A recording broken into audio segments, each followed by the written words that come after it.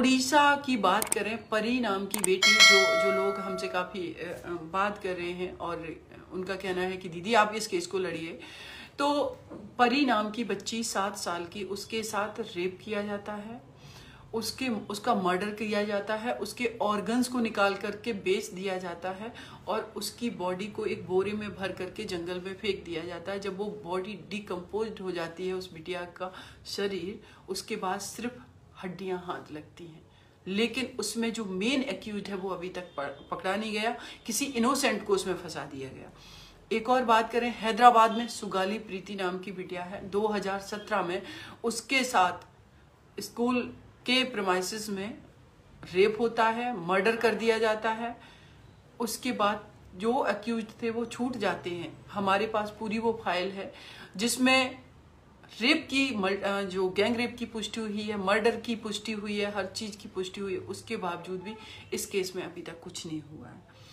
एक अभी लेटेस्ट में एक प्रीति यादव है, ये मैटर है बनारस का, उनके हस्बैंड, उनसे मेरी बातचीत हो रही है। उस बिटिया का अपने ही परिवार में मर्डर कर दिया जाता है। 302 सेक्शन लगा है, FIR की कॉपी हमारे पास है, किसी की अरेस्टिंग नहीं हुई है।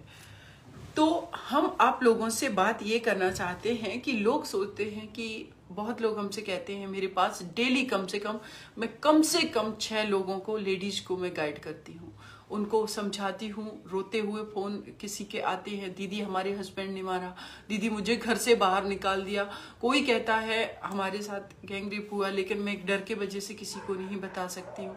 किसी को 304B दहेज हत्या के लिए घर में मार दिया गया। किसी का कभी कभी मैं अपना इनबॉक्स चेक करती हूँ, मैं बहुत ज़्यादा नहीं कर पाती हूँ, बिजी शेड्यूल रहता है, बहुत सारे केसेस हैं, स्पेशली फीमेल के केसेस हमारे पास हैं। तो वो लेडीज, एक बार मैं रात में सोने जा रही, करीब 1:30 बजे का टाइम था, एक मैंने अपना मैसेंजर खोला, उसमें एक लेडी का मैसेज था, बहुत प्यारी सी सुंदर सी थी वो, कि दीदी अभी हमने अपने पति से सिर्फ ये बोला कि आप कभी मुझे बाहर नहीं ले जाते हैं, तो उन्होंने मुझे बहुत तेज थप्पड़ मारा। तो अंदर से मुझे बहुत रोना आया कि एक स्त्री का अस्तित्व है कहाँ? क्या हमारे देश में स्त्रियों का यही अस्तित्व है? उनको अपनी भावनाएं व्यक्त करने का अधिकार नहीं है, उनको पढ़ने लिखने का अधिकार नहीं है, उनको ससुराल में सम्मान पूर्वक जीने का अधिकार नहीं है, उनको अपनी मर्जी की शादी करने का अधिकार नहीं है, उनको क्या कोई अधिकार नहीं दिए गए हैं?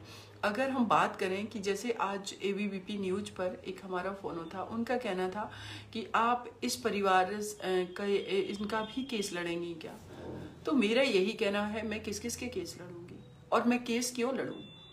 क्यों हम उस चीज पर वर्क क्यों नहीं करेंगे कि आखिर ये क्राइम रुक क्यों नहीं रहे, क्राइम हो क्यों रहे हैं, आखिर ये मानसिकता आसक्ति कहाँ से है?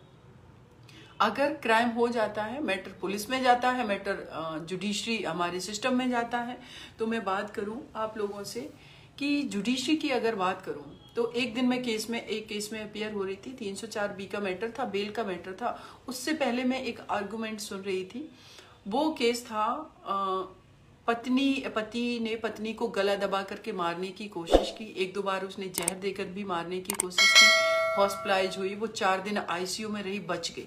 और वहां पर जज साहब का कहना है, देख लीजिए क्या आप लोगों ने अप्लाई किया है, सेटलमेंट हो सकता है इस केस में। अंदर से इस चीज का अफसोस हुआ कि सोचिए, पैट्रियोटिक माइंडसेट है कि जब तक वो उस फीमेल की उसके परिवार में, ससुराल में, उसके ससुराली जनों और उसके पति द्वारा हत्या नहीं कर दी जाएगी, तब तक उससे सेटलमेंट कराने के लिए कहा जाता है, क्योंकि परिवार रूपी संस्था ना टूट जाए। तो ये परिवार रूपी जो संस्था है, क्या ये महिलाओं के शोषण, उनके हत्या, उनके हैरेसमेंट पर टिकी हुई संस्था है? तो ये ऐसे सवाल हैं। आप सोचिए कि जहां पर जजेज का ये माइंडसेट है, वहां पर आप किसके पास न्याय मांगने जाएंगे? मान लीजिए आप बहुत प्रोग्रेस करेंगे, क्योंकि बिना, जिस घर में स्त्री का टॉर्चर होगा, जिसको सम्मान नहीं मिलेगा, वो घर कभी प्रोग्रेस नहीं कर सकता। जय हिंद, जय भारत।